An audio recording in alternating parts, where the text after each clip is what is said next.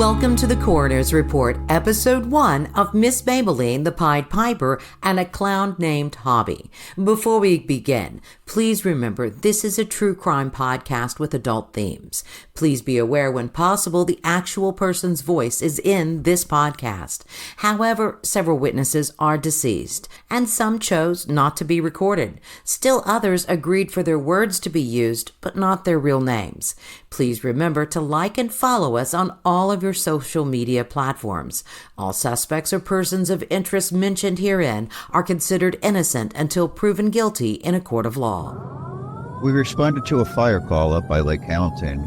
It was late in the day, I think, between 3 and 4 in the afternoon. It was a crisp, sunny day, and as we got in the vicinity of the fire, we can see that it was a working structure fire, meaning that we could see heavy black smoke from, several blocks away. When we pulled up to the front, we staged our ambulance away from the fire apparatus that was already on scene, and we got our first out bags and we went to the front lawn. And the fire department was there, and the fire was venting itself, meaning it was blowing out the front windows, and the fire department was on the front lawn, lobbing water into the structure. Well, the front door had already been breached, and it was pushed open, and there was heavy smoke and flame coming out the windows in the front. And as I approached the front door, the smoke was banked down from the ceiling to about 1 foot from the floor, and I had a clear view down this corridor, and I was able to see what appeared to me legs of a person sticking out of a room. And I said to the firemen, I said, I think there's a body in there. They said, well, it's too hot. And I just did what I was taught to do. I crawled down the hall, located the body, grabbed her by her ankles, and I dragged her to the front door, met my partner. We put her on this folding stretcher, got her out to the front lawn, and she was obviously deceased, blistered, not breathing. Her body was in extremely bad condition from being scalded, I believe. Welcome to the Coroner's Report. I'm Steve Navoychek, and along with my partners Carla Bozeman and Tracy Carrington, we review some of the cases I worked as coroner of 2 of the largest counties in Arkansas. I also served as director of the State Crime Lab, but these days I'm retired and looking back on those most memorable cases. I remember this fire back in 1978. I also remember getting chewed out by the mayor because EMT Jim Holly rushed into a burning building. Holly was 22 years old and ate some smoke that day. It was his first grab. I don't think either of us expected 46 years later to be talking about this day. I was just a baby coroner and running an ambulance service back then. 20-something years old. We were all so young, not much older than the kids in this story. Sometimes you have to reach far back into the past to tell a good story, and this story, well, it's a good one. It sticks with you. The deceased, Evelyn Williams, was 77 years old and one of 26 heirs to the Maybelline fortune. So how did she end up dead at her lake house in Hot Springs, Arkansas? She was a long way from her hometown of Chicago, but Evelyn did a lot of living in those 77 years, and we're going to try to tell you this crazy story. Well, sometimes it's just best to let the family do the talking. Sherry Williams is Evelyn's granddaughter, and like any granddaughter, she loved her Nana. Nana had that German will that you wouldn't believe. So she actually got to go to the Institute of Chicago, where she learned to do ballet. And by the time she was 16, she was signed to be in the Ballet Russe, the Russian ballet, and she was able to tour. She wasn't satisfied at home, so she ran away with the circus. And she became the ballet dancer that would maybe ride on top of the elephant. And here it was, the Memorial Day Parade, 1922. And all of a sudden, this really handsome Valentino-looking man starts walking down the street ahead of her. And he did a double take on her, and she did double take on him. And all of a sudden, he turned around and went back to her and said, "By chance, are you wearing Maybelline?" And she said, "I certainly am." And those sparks lit a fire. By the time Evelyn and Preston had met, Preston's brother, Tom Lyle Williams, had hit the big time with his little company called Maybelline. The company had been founded on a bit of a fluke in Morganfield, Kentucky, when Preston's brother started marketing eye makeup named after their sister Mabel. Mabel had singed her eyebrows and eyelashes in a minor kitchen fire while cooking and had concocted a mixture of coal dust, or burned cork and Vaseline to refresh her eyebrows and eyelashes. This story just keeps coming back to fire. Well, Steve, fire and a little bit of Bonnie and Clyde, or maybe even the Great Gatsby. It was the 20s after all, and let's remember the Roaring 20s, well, they put the summer of love in the 60s to shame. While we like to remember our grandmothers as puritanical saints, in the 20s, that was a whole other story. Evelyn was a flapper, and in 1923, the pair appeared in the newspapers in Lincoln, Nebraska. Preston Williams, 24, and Evelyn Boucher, 22, were brought to the station Sunday evening for investigation in connection with forgery charges. Preston Williams and Evelyn Boucher were ready to leave town when apprehended. Mr. Williams had rented a car with which he admitted to the police he intended to make a round of the oil stations and cash a few more checks for pocket money. Mr. Preston Williams was dressed in cake-eater garb, and Miss Evelyn was also well-dressed. Cake eater. Yeah, they're folks that a lot of times they're not quite as rich as they want people to think they are, and they really do embellish what's going on, but they're just people like the rest of us when they get right down to it. People with problems. And the only problem with this is that Evelyn was pregnant, and Preston had a wife in Quincy, Illinois, waiting on her husband to return. Preston was held on a $1,000 bond, which would be like a $20,000 bond today. But the Williams family and Maybelline came to their rescue. Preston Williams, a Chicago youth, has pleaded guilty and was paroled to his father. A statement by a physician on file in the court records indicated that Williams is suffering from a mental derangement. There was nothing in the paper about how Evelyn's case turned out, but as far as we know, this was their only brush with the law. I imagine Preston's wife wasn't too thrilled with his new girlfriend, Evelyn, and their soon-to-be-born son. Yeah, who would be? That November, Preston and Evelyn welcomed into the world their bouncing baby boy, William Preston Williams, Jr. He would be known as Bill for the rest of his life. There was still a little housekeeping to do. Preston luckily was granted a divorce from his first wife, clearing his way to marry Evelyn and settle down with his little family. A typical young couple. But nothing is ever typical in this story. Quickly, however, everything started falling apart. Another woman caught Preston's eye, and soon another son was born out of wedlock. Evelyn and Preston divorced. Preston was diagnosed with colon cancer, and Evelyn tried to nurse him back to health, but Preston died. By 1936, Evelyn was a single mother living in Chicago, and it's about this time her brother-in-law and the founder of Maybelline set his sights on Hollywood, and Evelyn followed. Evelyn worked hard promoting Maybelline, and she was rewarded for her efforts. She raised her son and married again, only to become a widow after 5 short years. Evelyn really did have trouble keeping her husbands alive through no fault of her own. By the 1960s, she's living a quiet life in California, but that was about to change. In 1968, her former brother-in-law sold Maybelline for $132 million, or $1.2 billion in today's dollars, and he gifted 26 members of his family with their own separate fortunes. That included both Evelyn and her son, Bill. So she went from upper middle class to a multi-millionaire overnight. As the 60s came to a close and the 70s rushed in, Evelyn was eyeballing turning 70 years old. And like most women, she didn't care too much for what time was doing to her body. That's when she started visiting the Londoner Wig Boutique in Newport Beach, California, where she meets Danny King. You know, Steve, it's funny how one small thing can change your entire life. One misstep can change not only your own life, but your family's life forever. Sherry Williams, Evelyn's granddaughter, she remembers this time vividly in her grandmother's life. It was right before everything went so very, very wrong. She wore beautiful Ava Gabor wigs, but she didn't really want to have to style them. So this guy, Danny, styled wigs, and they just took to each other immediately because he was a showman, and so was she. I liked him too. I mean, he was really fun. You know, he would have the disco music or whatever blasting, and you could picture it. It was really kind of Hollywood. Newport Beach at that time and Lido Wow was very conservative, and here Danny is, and it was a fun place to go. And that's kind of how he edged into our family. Danny King.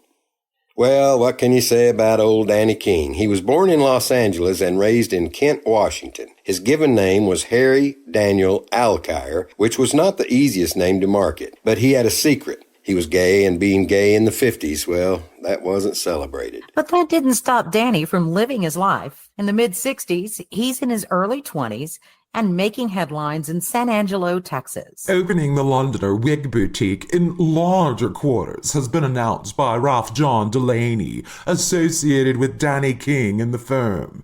King is away during the holidays visiting Vancouver, British Columbia, and Seattle. His Canadian family has been in the wig-making business for more than a century. Don't be shocked. Danny had no family in Canada, nor did his family make wigs. It appears the Londoner wig boutique was struggling as Delaney was charged a couple of times with passing bad checks. So sometime between 1970 and 1972, Danny and Delaney relocated to Newport Beach, California, where they opened the Londoner Wig Boutique of Newport Beach. That's when Miss Maybelline meets Danny, the Pied Piper, and later a clown named Hobby. So by this time, Evelyn is 71. She's got more life behind her than in front of her, and maybe she's looking for excitement. Her grandchildren were almost grown, and she was simply looking for friends, someone to socialize with, someone closer to her age and her lifestyle. Enter Delisle Compton. Delisle was a bit younger than Evelyn, and she had lived a glamorous life. Delisle went to school in Hollywood and graduated from Fairfax High, where she was classmates with the young Ricardo Montalban and Mickey Rooney. So it wasn't surprising she chose to become an actress or model. But not everything turns out the way you expect it to when you're 17 years old with stars in your eyes. Ain't that the truth? Delisle appeared in a few films, typically as a background character, and she modeled. She even pops up a few times in the gossip rags of Hollywood, but never anything scandalous. By the 1950s, Delisle was living in Las Vegas and was writing a society column for the newspaper and married to a doctor. The Comptons were raising their son and living the high society in Vegas. Dr. Compton was the head of the Las Vegas Medical Association, and Delisle was hosting fundraisers for various charities. They really were high Las Vegas society. Everything seems to be on the up and up, right? Of course. Until it isn't. Life has a way of throwing you those curveballs when you least expect it. By 1965, Delisle was divorcing her husband and living in Newport Beach closer to her mother, who by all accounts was a tad bit eccentric and maybe even unstable. Delisle was a single mother in the 60s and early 70s, just like Evelyn was in the 30s and 40s. That's not the only thing the women had in common. They were at one time the best of friends until they weren't. While the relationship ended badly and set Miss Maybelline on a path leading to her death, their relationship wasn't always that bitter. So 3 of the 4 characters in our crazy story are now living near Newport Beach, and that's when the real story was about to begin. You know, every story needs a clown. Enter a fellow named Hobby Derrick. My given name is Charles Hobson Derrick. I was born in Texas in 1909, but my folks moved us all up to Arkansas where I was brought up. I had dreams. I wasn't going to be no dirt farmer in Arkansas all my life. Hell, I didn't have much of an education. I only made it to the 4th grade. That didn't stop me. I was a damn good paint and body man. They called me Chick Derrick in Arkansas, but out west, they started calling me Hobby Derrick. I've been married 6 times, legal, but one of my marriages was for the sole purpose of saving someone. I had a hell of a life. We hear through the grapevine that Nana has met somebody. What?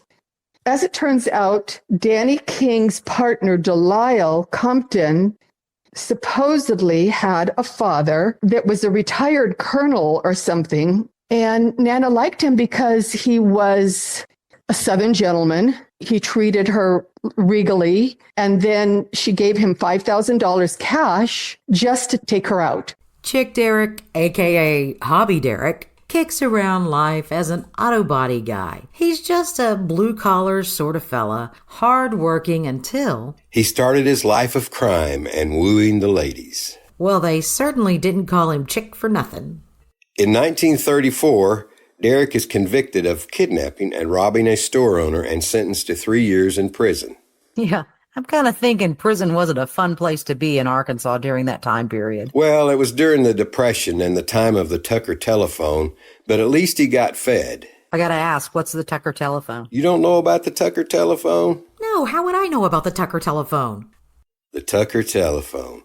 Well, it's one of those old-timey crank phones, you know, and what they would do is they would take the phone and connect the wires from it to the individual's testicles and crank like crazy to get them to say or do whatever they wanted them to. It was a fun thing. It was a fun time. Oh, Jesus, Steve. That just sounds delightful.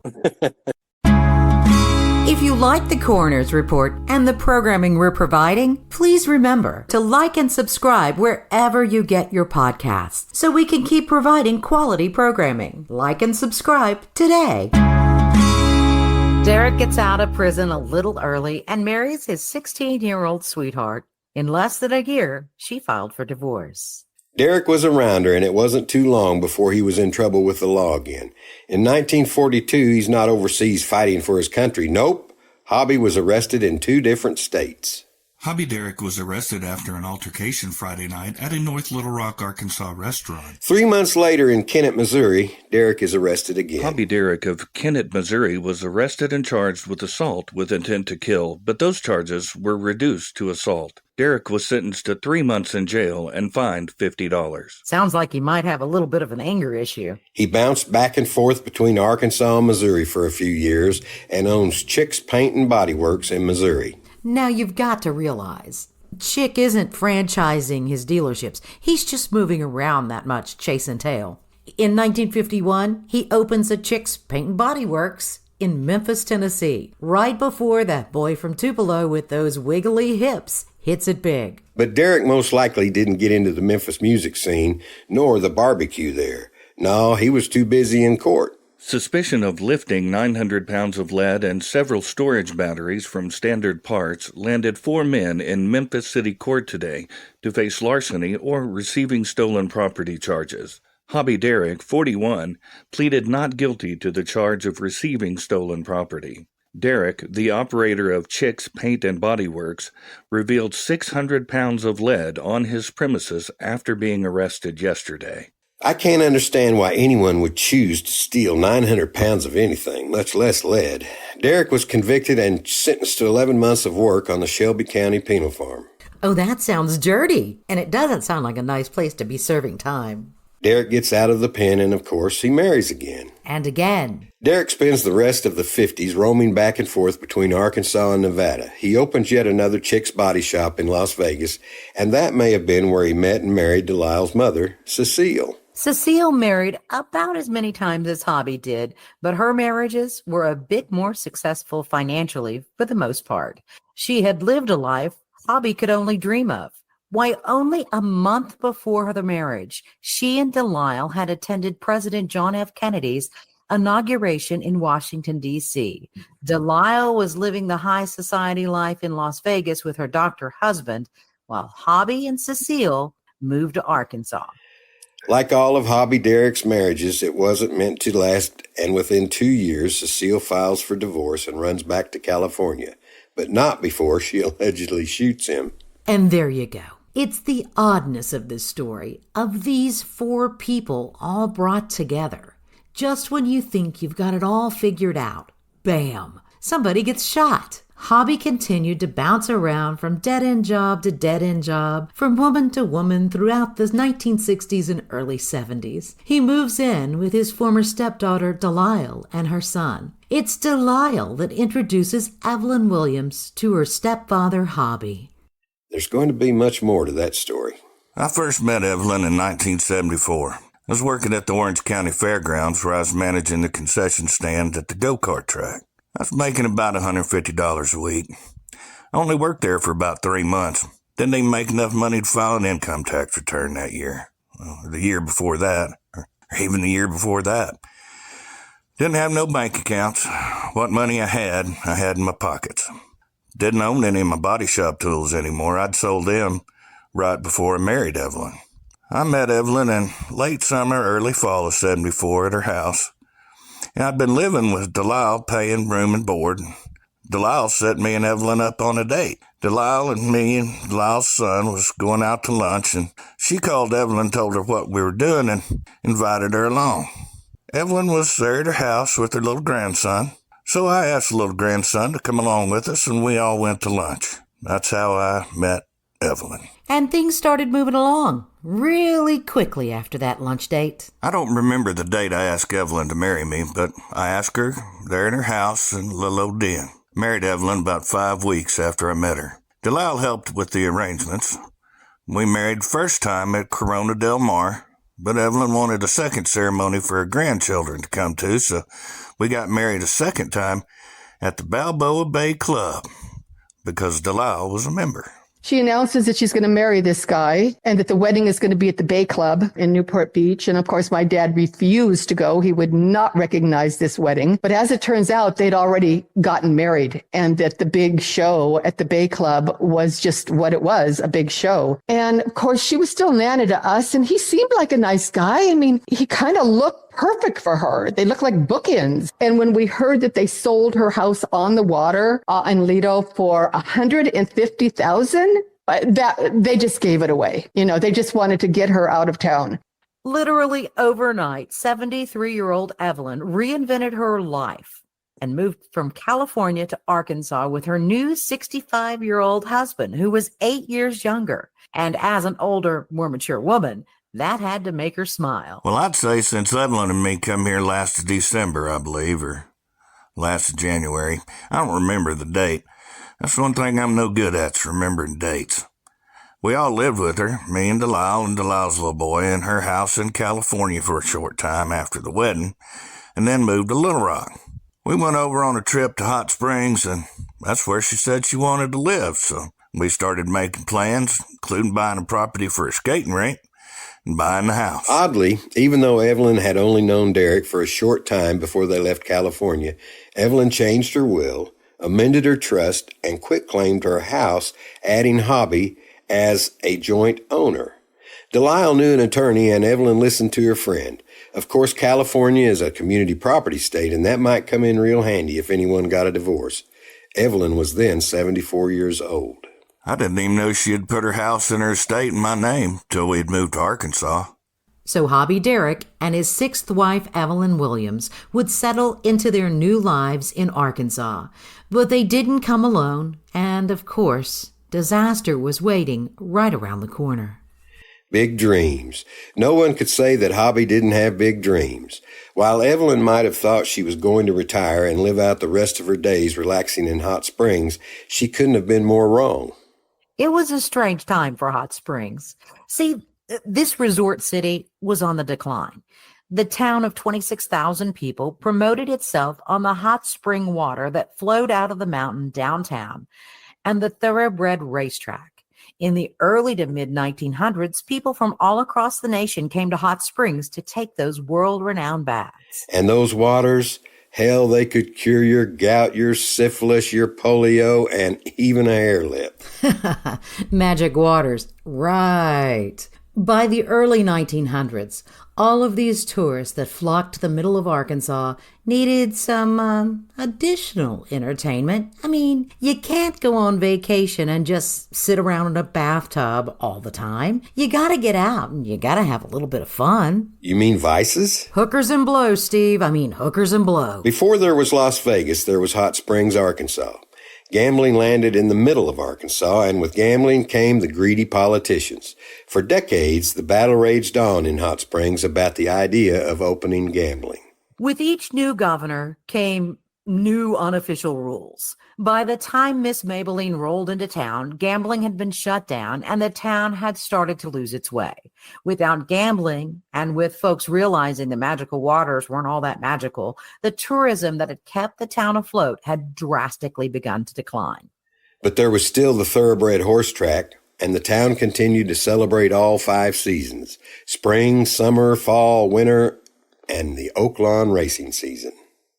Local businesses, they catered to that race meet season and all of the visitors the track brought into town. And sometimes those visitors, well, they might have been a little bit more than freaky. Danny Clinton grew up in Hot Springs, and only years later did he realize how different Hot Springs was compared to other hometowns that people grew up in. Hot Springs being what Hot Springs is, there were a lot of eccentric people around. So it wasn't too surprising, but at the same time, it wasn't just normal. And Hobby Derek was no stranger to Hot Springs. While Evelyn might have wanted to retire, Hobby Derek wanted to make a splash with his third act in life. By January of 1975, they had arrived in Little Rock and settled on Hot Springs, where Hobby and Evelyn bought 12 undeveloped lots for $83,000 in cash at the entrance to the tourist town to build a skating rink and a go-kart track. The skating rink was built at a cost of $114,000, all funded by Evelyn's money. Of course, they would also need a place to live, and Evelyn found the perfect house. 18 rooms setting on the lake with expansive views of the mountains.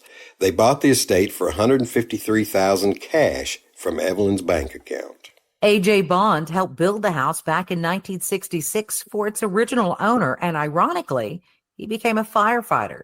But he remembers that house really well. I went to work at the fire department in February of 1966, and I had just finished up the last work on the house. There was even a basement, complete with a kitchen, extra bedrooms, and a den. Soon, Delisle and her son had moved from California to Arkansas to help Hobby and Evelyn Derrick run their skating rink. But if you're starting to think that this might be a recipe for disaster, you would not be wrong. With almost $500,000 invested in Hot Springs before the skating rink could even open, trouble was brewing. Within a few months of moving, cracks were starting to show. First, Evelyn and Delisle were not getting along, and Delisle and her son were asked to leave the house. They moved across town to a new apartment complex. Hobby later, in court, said that Delisle moved out because she couldn't get along with Evelyn. Want to guess who footed the bill for the swanky new apartment? Evelyn. Evelyn always paid for everything. The skating rink was set to open just 11 months after Hobby and Evelyn Williams had married. Family entertainment makes a long-awaited comeback in Hot Springs with the grand opening of Hobby's roller rink. The grand opening celebration starts with the singing of the Star-Spangled Banner and an address by the mayor. Mrs. Delisle Compton, business manager, said that for safety and good, clean, healthy fun for children and adults, the rink would charge admission even for spectators. It's hard to say exactly what all happened, but Evelyn had become disillusioned with the marriage and discovered Hobby had gone through over $500,000 of her money. Within days after the skating rink opened, Evelyn kicked Hobby out and filed for divorce, alleging collusion. Shit had hit the fan. Delisle said that she was a nurse. Maybe she was, I don't know. But because Nana was so gullible, she believed her. And so Delisle was giving her medication. She was saying it was really vitamins, but it was keeping her pretty sedated. From the divorce file, we learned that Evelyn pulled her money out of her checking accounts the day before she demanded that Hobby leave Williamswood. The next day, she filed for divorce, and that was the start of a very nasty and bitter divorce. Hobby maintained control of the skating rink during the 7 contentious months as the divorce played out. The War of the Roses had nothing on these two. Hobby Derrick quickly countersued for half of the marital assets, contending, since they were married in California, it was community property, even though they'd not even been married a full calendar year. Then, just days before what would have been their 1-year anniversary, Evelyn files an amendment to the complaint alleging collusion between Hobby and Delisle Compton. Meanwhile, someone had to keep the roller rink going, and that someone was Hobby Derrick. Everything in the press appears to be perfectly normal with the roller rink. Hobby Derrick, owner of Hobby's roller rink, has plans for building a trampoline area, a miniature golf course, a go-kart track, and a batter-up on the acres surrounding the rink. Delisle Compton, the business manager, says skating is one of the greatest things in the world for physical fitness. There was no mention in the newspapers of the woman who funded the construction. And as you know, the court system runs pretty slow, but goodness, the rumors started. Today, looking back, those teenage kids from long ago are my age, older, and hopefully wiser. One of the girls who did not want her name used but agreed to an interview had some insight on how the skating rink pulled a profit. We suspected that Hobby was selling dope out of the skating rink. What an easy place to do it. You get all these kids that don't know the head from the butt, and no one is suspicious of kids running around the place. Because it's a skating rink. That's what we thought. Money was changed hands to shut that up. Now, I do remember there was some talk back in the day of illegal things going on, and nothing would surprise me today. Angie Sheets was just a 16-year-old kid at the skating rink, and even she realized there was something off. I only saw Delisle. She always made me feel very uncomfortable. She would be in the front desk, and I don't remember seeing Hobby a lot. So she left an impression on me. It was just eerie. It just didn't feel right. So I never saw Miss Williams during that time. Hot Springs always did draw in the grifters, and the legal community sure did reap those rewards too. The divorce rocks on with attorneys and depositions. Some of those depositions, well, they survive today, and they give us a look inside the disastrous marriage of Hobby and Evelyn. But no one, absolutely no one, could dream of what was revealed in the courtroom drama that unfolded during the divorce trial. See, what you don't know is after her mother Cecile divorced Hobby, Delisle married him. Delisle married her stepfather. Yeah. When I heard all this, my first thought was, of course, she's his daughter wife and they live in Arkansas. Perfect. But there's a reason. I married Delisle Compton for one sole purpose. That was to save her son, the little boy that I loved. And that's the only reason I married Delisle Compton. Never lived with Delisle as man and wife at all. Never slept with Delisle one night in my life. I spoke with Delisle's son, who declined to be recorded, but did explain that Delisle had gone through a divorce when she split with his father, the doctor in Las Vegas. The doctor remarried and died shortly afterwards. His widow at the time was the executor of his will. Delisle had her young son to consider, and being a single mother in the 60s and 70s was frowned upon back then. It appears they married to show the court system a stable environment was being provided for her son. A little bit of an ick factor there, but it does make sense. Women at that time period really had no rights to their own kids. The divorce trial was scheduled at the end of May 1976. Evelyn needed support, and at her request, California attorney Joe Lewis approached wigmaker Danny King to go to Arkansas to help her through the trial since he knew Delisle. Danny was Evelyn's friend.